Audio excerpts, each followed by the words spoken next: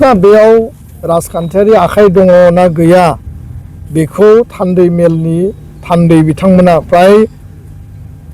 1600सो थान्दै आरो अबजार्भार बेयाव दङमोन जिहेतु बेयाव बडि फर्मेशननि मोनसे प्रसेस सोलिबाय थादोंमोन बेयाव गासिबो जेनेरेल डेलिगेट हिसाबै बेयाव दङमोन आरो बयबो नुदों बेयाव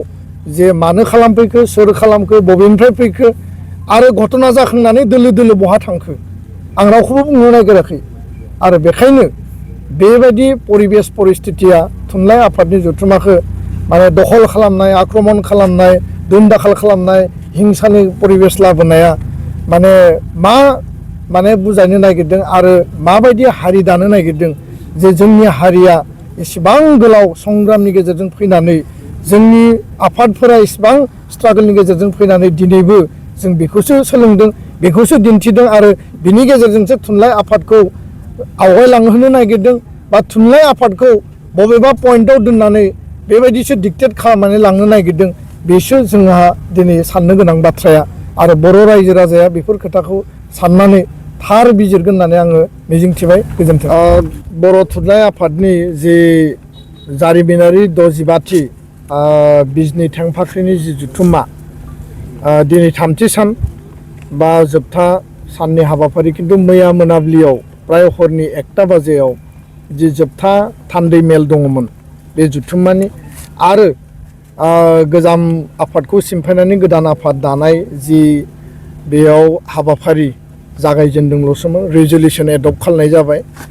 आरो गासै थान्दैफोरा गणतान्त्रिक भाबै शान्तिपूर्ण भाबै गावबा गावनि खोथा बाथ्राफोरखौ इसुसफोरखौ बे थान्दै मेलाव बिथांमोना दैखांदों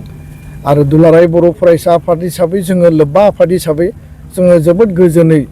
जोङो जेबो बाथ्रा बुङाबासिनो थान्दैफोरनि खोथाफोरखौ इसुसफोरखौ एजेन्डाफोरखौ खोनासंनानै हाबा मावलांनायनि खोथाफोरखौ जोङो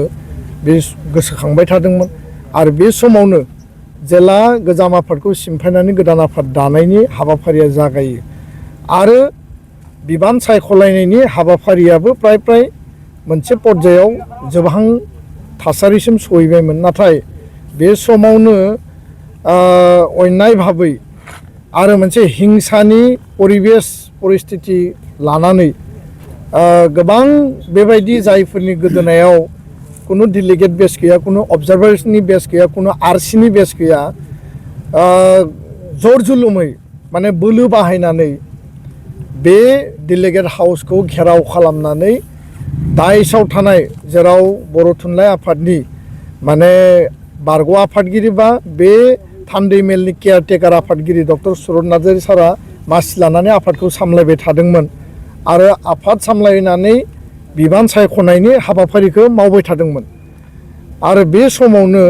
दाइसआव गोबां गेदेमा सुबुंफोर दङमोन दैदेनगिरिफोर दङमोन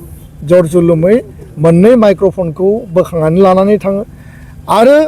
सिङाव प्राय 100-150 जनसो माने फेग्लुंनाय बे माखासे सन्देहजनक व्यक्तिफ्रा माने इनाय आरो अनागारि गोसो लानानै हिंसानि गोसो लानानै दुमदाखाल खालामो दावराव दावसि खालामो आरो धमकी होयो जे माने बे थान्दै मेलखौ बन्द खालामनांगौ आरो बिथांमोना मा उद्देश्य दङ जों मिथिया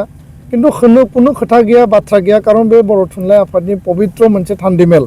आरो बे पबित्र थान्दै मेलाव गासै जिल्ला आफादफोरा साफाहै CEC मेम्बार दैथायहरदों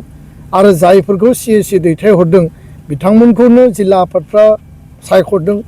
बासिदों लोब्बा आफादफ्राथ' कुनु बेयाव रल आरो रेसपन्सिबिलिटिखौनो लायाखै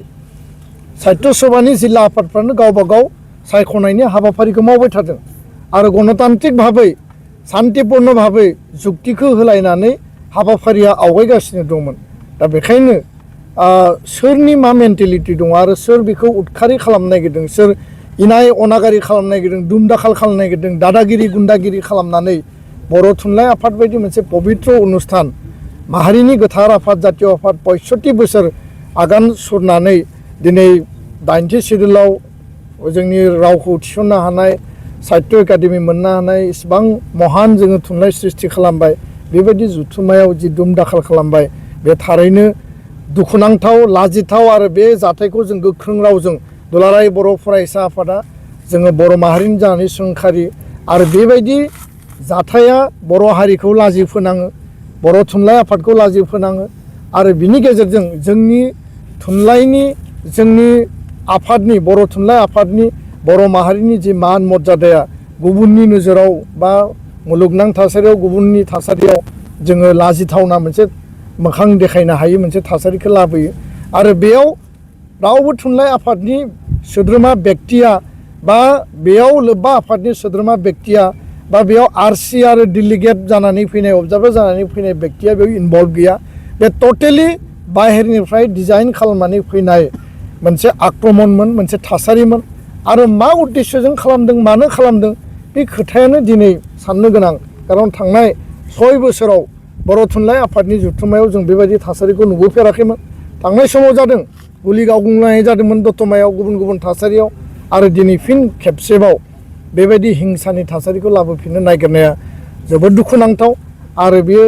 माने जों गोख्रों रावजों सोंखारियो जोङो बर' थुनलाइ आफादखौ खौसेयै जोङो बयबो गसंथानानै बेखौ रैखाथि होनांगोन बे जोंनि माहारिनि पबित्र मोनसे अनुस्थान आरो बे अनुस्थाननि गेजेरजों बर' हारि थांना थानायनि थामोनथा रैखाथिनि सिमांखौ जों नुदों आरो बेखायनो जों बेखौ रैखाथि होनानै खौसे गसंथानानै उननि समाव जों हाबा मावलांनांगोन होननानै आं बेखौनो खावलायो आरो बे जाथायाव जोङो जोबोद दुखु मोनदों आरो बे जाथायजों जायफोरा लोब्बा दङ माने बेयाव गोबाङानो बुंदों जे बे बेक्तिफोरा जायफोरा बेयाव मोखां खाथेनानै हाबफैदों दुम दाखाल खालामफैदों माइक्र'फन सेख'नानै लानानै थांदों आरो बाहेरायाव माने बुलाय सुलाय खालामहैदों दाबि धमखि होदों 100-150 जन हाबनानै बे गोबां बेक्तिखौनो बे थान्दै मेलाव थानाय थान्दैफोरा सिनाय होननानै बुंदों आरो सोर खालामदों मानो खालामदों बबेनिफ्राय खालामफैदों बेखौ रावबो मिथियै गैया बेखौ बुंलायनांगौनि खोथा गैया दा बियो माहारिनि थाखाय मोनसे लाजिथाव थासारि जाबाय आरो बे थासारिफोरखौ हारिया माने जोङो माने जुजिनांगोन आरो बे थासारिखौ जोङो गैया खालामनानै गोजोन आरो सान्तिनि माने गणतान्त्रिक मोनसे समाज दानाया जों बयनिबो बिबान गोजोन्थों।